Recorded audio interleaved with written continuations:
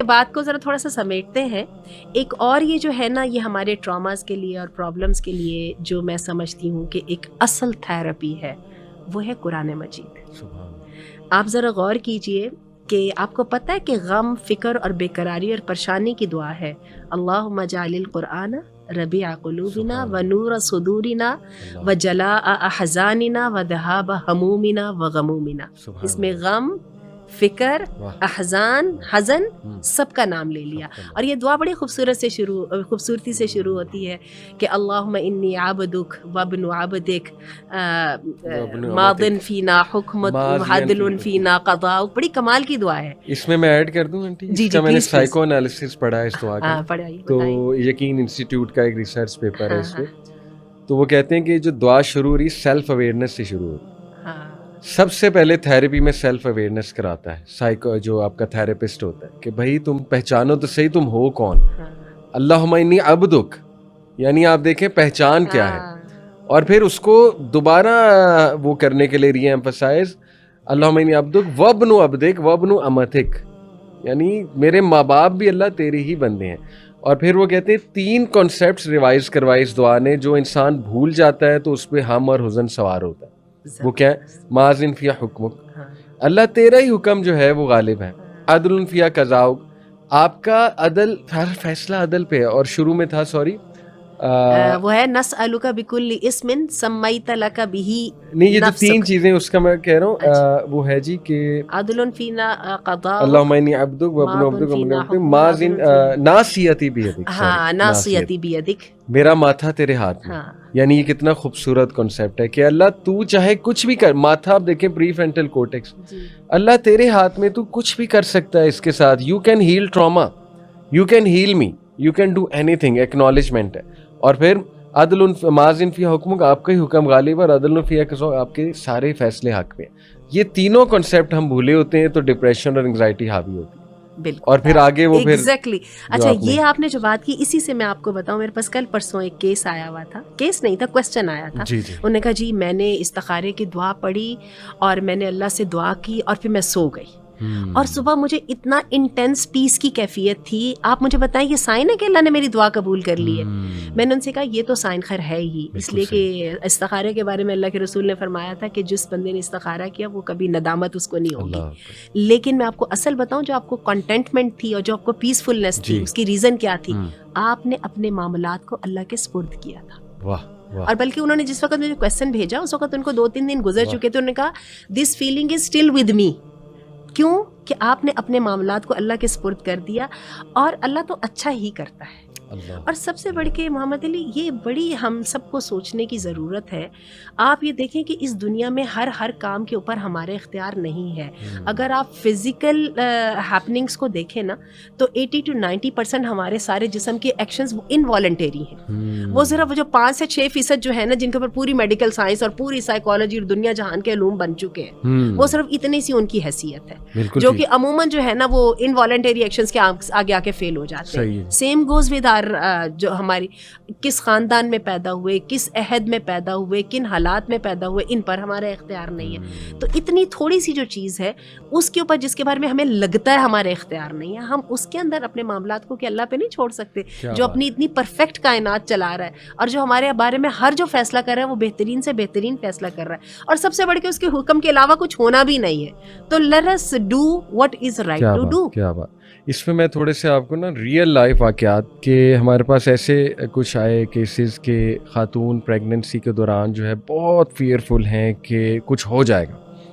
اس میں ہارمونز بھی up down ہوتے ہیں اس اسٹیٹ میں، آپ کو پتہ ہے، اور وہ ہو گیا، مطلب اللہ معاف کرے وہ مس کیریج ہو گیا، یا بچہ جو ہے وہ رائٹ آفٹر برتھ فوت ہو گیا. تو دیکھیں یہ وہی جو میں نے اپنا بتایا تھا نا، مجھے ہوتا تھا کہ نہیں مجھے بیماری ہو جانی، اور میں بیمار ہو جاتا تھا، امیون سسٹم ویک ہو جاتا ہے ایسی سوچوں سے. لیکن اینی وے دیکھیں میں اس کو ایسے اپنے آپ کو کاؤنسل کیا، مجھے یاد ہوتا ہے کہ اللہ جو ہوتا ہے تیری مرضی سے ہوتا ہے. میں اللہ کو الفاظ کہتا ہوتا تھا کہ اللہ مجھے پروٹیکٹ کر، آپ بہترین پروٹیکٹر ہیں. میں انہیں کہتا ہوں کہ دیکھیں جب یہ فیئر آپ پہ حاوی ہو رہا ہے، ارریشنل فیئر ہے، اس کی کوئی حقیقت نہیں، آپ کو پتہ ہونا چاہیے جو ہوتا ہے اللہ کی مرضی سے ہوتا ہے. لیکن آپ اس وقت دعا کریں ہاتھ اٹھا کے کہ یا اللہ تو میرا مولا ہے، تو میرا پروٹیکٹر ہے، اللہ میں آپ کو سونپتا ہوں یا سونپتی ہوں، پروٹیکٹ کریں اللہ. جیسے کچھ لوگوں کو اپنے ماں باپ کی ڈیتھ کا بڑا فیئر ہوتا ہے کہ میرے ماں باپ جو ہے وہ فوت ہو جائیں گے, بس میرے پیاروں کو کوئی تکلیف نہ ہو. ہاں, کوئی تکلیف نہ ہو. دیکھیں جو ہوگا اللہ کی طرف سے ہوگا. کسی کو کوئی نائٹ میں آیا, کانسٹنٹ آ رہا ہے, ماں باپ کی ڈیتھ نظر آ رہی ہے, دیکھیں آپ پہلے تو اس کو جھٹکیں, اعوذ باللہ پڑھ کے 3 بار یہاں اسپٹ کر کے, ظاہر ہے شیطان آپ کو پریشان کر رہا ہے. دوسرا آپ اللہ پہ چھوڑ دیں کہ اللہ یہ آپ ہی کے بندے ہیں, اللہ آپ ان پہ رحم کریں, ٹھیک ہے اللہ آپ ہمیں کوئی ایسی تکلیف سے نہ گزاریں جس کی ہمیں استطاعت نہیں ہے, اور اے اللہ مجھے پتہ ہے کہ اللہ آپ بہترین کریں گے. تو اللہ تعالیٰ سے اس موقع پہ دعا کی جائے اور اس موقع پہ اللہ کی مدد طلب کی جائے, اپنے چھوٹے چھوٹے پرابلمس کو لے کے بھی کہ اللہ میں آپ کو سونپتا ہوں یا سونپتی ہوں, اللہ کرم فرما دے, مدد فرما دے. تو میں نے تو آنٹی خود اپنی لائف میں بہت سی چیزیں جن کا مجھے ڈر ہوتا تھا وہ اللہ کو جب سونپی, اور جب میں نے یہ دعائیں کی الحمدللہ اپنے آپ کو مینٹلی مضبوط کیا کہ کیا ہو جائے گا, کچھ نہیں ہوگا, اللہ تعالیٰ کو برا کرے گا, اللہ تعالیٰ تمہیں کو ڈسٹرائے کرنا چاہتا ہے, اللہ معاف کرے. تو یہ چیزیں پھر کم ہو گئیں, اور پھر اعوذ باللہ پڑھنا, لا حول ولا قوت الا باللہ پڑھنا, پھر یہ دعا اتنی پاورفل ہے جو آپ نے دعا بتا دی نا انگزائٹی کی حالت میں, اللہم انی اعوذ بک من الہم والحزن والعجز والکسل والبخل والجبن وذل الدین وغلبۃ الرجال. اور ایک اور بات, کئی لوگ کو میں نے دیکھا آنٹی کہ وہ جب ایکسیپٹنس کی طرف آتے ہیں نا ان کا مسئلہ حل ہو جاتا ہے. ایون او سی ڈی, یعنی میں نے خود ایک بھائی کو اپنا مسئلہ حل کرتے دیکھا تھرو ایکسیپٹنس. ان کو سمجھایا کہ اتنی آپ کے پاس نعمتیں, اگر او سی ڈی ہے تو ٹھیک ہے ایکسیپٹ کر لو, کہہ دو اللہ کو. اب وہ ان کو یہ ڈپریشن تھی, میں نے سجدے میں دعائیں کی, میں نے اتنی دعائیں کی اللہ ہیل کر دے, ہیل کر دے, ہیل کر دے, نہیں ہو رہی, اس کا مطلب اللہ میری دعائیں نہیں سن رہا. آج کل کی سائنس تو کہتی ہے ADHD ہے نا, جی از دی پاور. صحیح, ٹھیک ہے, آج کل کی سائنس آپ کے جو ہے نا وہ ہر جو یہ والی چیزیں جی جی, وہ جو بورڈم جو ہے اس کو جیمس کلیئر جو ہے وہ جو 7 جو ایٹامک ہیبٹس کا جو آتھر ہے وہ کہتا ہے کہ یہ آپ کے لیے پاور ہے. بور ہوں, کریٹیوٹی آئے گی, بور ہوں گے تو کریٹیوٹی آئے گی نا, ایسے ہی. تو میں نے انہیں کہا کہ دیکھو آپ یہ اس طرف آؤ کہ اے اللہ نعمتیں زیادہ ہیں, اور اگر او سی ڈی آ گئی ہے, خدا نہ خواستہ ایک آزمائش آ گئی ہے, اے اللہ اگر تیرا یہی فیصلہ ہے, وہی بات ہے نا ماذن فی حکمک, یہ ڈپریشن کی دعا پڑھ کے تو دیکھو دل سے کہ اللہ تیرا ہر فیصلہ عدل پر ہے, میں نے اپنی بطور انسان بہت کوشش کر لی اس کو ہیل کرنے کی, اے اللہ ماذن فی حکمک عدل فی قضاؤک, بس اب آپ کا فیصلہ ہی غالب ہوگا, اور مجھے آپ کے فیصلوں پہ ٹرسٹ ہے. یقین کریں جب وہ اس مائنڈ سیٹ پہ آئے مسئلہ بھی حل ہو جاتا ہے, شفا بھی مل جاتی ہے. دیکھیں نا آپ ایکسیپٹ بھی تو کرنے کی کوشش کیا, اللہ اگر تیرا یہی فیصلہ ہے میرے مالک تو مجھے اسٹرینتھ دے دے, اللہ مجھے اس کو ڈیل کرنے کی ایبیلٹی دے دے. آپ دیکھیں مسئلہ حل ہوگا انشاءاللہ تعالی.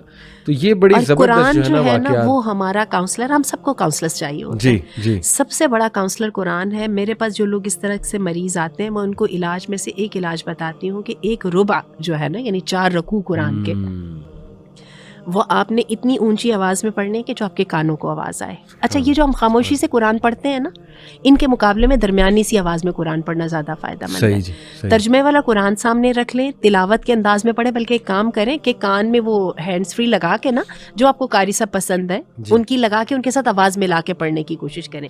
ترجمہ آپ کے سامنے ہو, آپ دیکھیں ایک پاؤ کے اندر پڑھتے پڑھتے تک اللہ تعالیٰ آپ کی کاؤنسلنگ کر لیں گے.